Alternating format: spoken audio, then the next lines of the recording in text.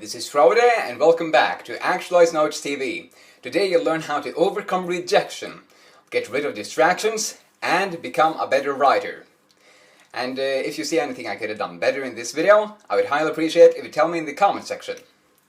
Today's big ideas come from the book On Writing by Stephen King. On Writing, subtitle, A Memoir of the Craft. Stephen King is an extremely hard-working person. He has written over 50 books, all of them which are worldwide bestsellers. I think his books have sold in over $400 million, which is just astonishing. And in this book, he shows us how he came to the craft, what he knows about it now, and how we can become better at it. Writing, that is. But this book isn't just for writers. It's also for anyone who wants to actualize their potential and see how a great person became just that. So if you're into that, you'll dig the book, as much as I did. Let's begin with the first big idea. Rejection slips. When Stephen King was young, he received one of his first rejection slips. And what do you think he did? He didn't get all depressed and feel sorry for himself. What he did was he pounded a nail into the wall, and then he poked that rejection slip onto that nail. And he then amped up some music, and he felt pretty good about it. He said that when you're too young to shave, then optimism is a perfectly legit response to failure. And I just love his response. Instead of getting all depressed, he was actually able to make fun of that rejection. And before he kept on writing, of course. And when he kept on writing, by the age of 14, his rejection slips had become so many that the weight of them was too heavy for the nail to hold it. So he had to replace that nail with a huge spike. And that's just amazing. And a little side note there is that when I do interviews with authors, and when I send them interview proposals, there are a lot of them who reject me, politely that is, because they have other priorities. And of course I feel a bit bummed down. But I like thinking about this story about Stephen, and instead think, alright, what's next? So the next time you receive a rejection from someone, or we could just start out by hanging up a huge metaphorical spike on our wall of rejection slips. Because if you want to do anything great in this world, then you'll receive a lot of it. And then, when you inevitably do, receive it with pride, as you keep on working, just like Stephen King did. And look where that has gotten him. Our second big idea is jumper cables. Stephen was going through a time in his life when he was not experiencing much success. For the first time in his life, writing was hard. And that was because of his teaching. Now he loved his co-workers and the kids, even the Beavis and Butthead types in his English class. He found it interesting. But by most Friday nights, he felt as if he had spent his entire week with jumper cables clamped to his brain. And he was able to persevere through those 2 years of teaching, because his wife gave him a lot of support. But this reminds me of how easy it is for all of us to have the tendency to clamp unnecessary jumper cables onto our brains by all of these push notifications like emails, applications on our cell phones, text messages from friends, while we are doing our work. And I'm reminded of something I watched of Brian Tracy once.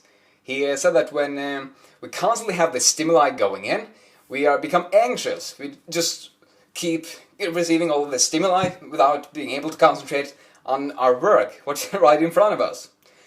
So check up on yourself on whether you're clamping unnecessary jumper cables onto your brain by having your cell phone on, leaving the door open so anyone can jump in and talk to you whenever they like. Or even worse, having your television on while you're working. Our third big idea is the man muse. Stephen says that traditionally the muses were these women with divine inspiration that comes fluttering down. But my muse is a guy, and I'm afraid we'll just have to live with that. Alright.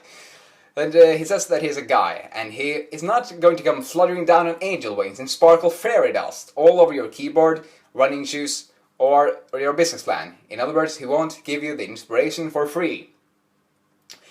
This man Muse lives in the ground, and he's a basement guy.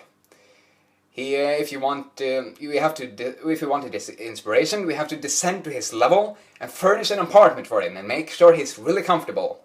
In other words, we have to do all the grunt work while he sits there smoking cigars and enjoying his bowling trophies, while pretending to ignore you. And do you think this is fair? Well, Steven thinks it is fair, because this little guy with his small wings and his cigars, he's got a little bag of magic.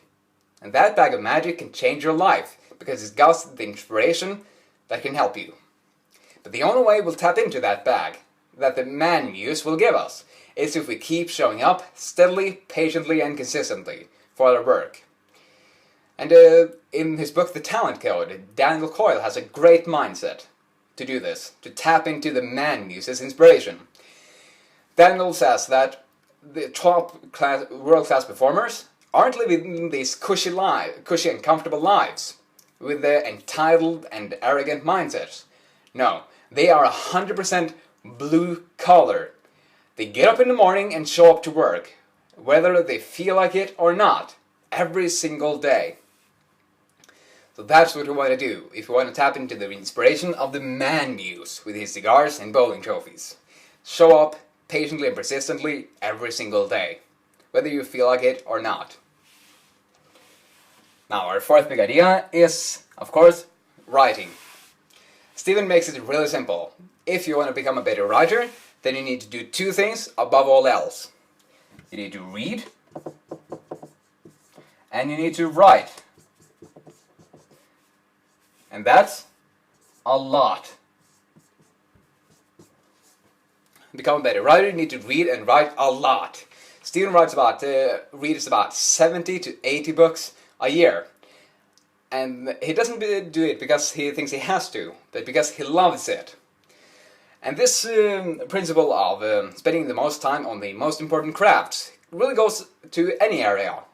So think about your craft, what you really want to distinguish yourself in, what you want to put out into the world.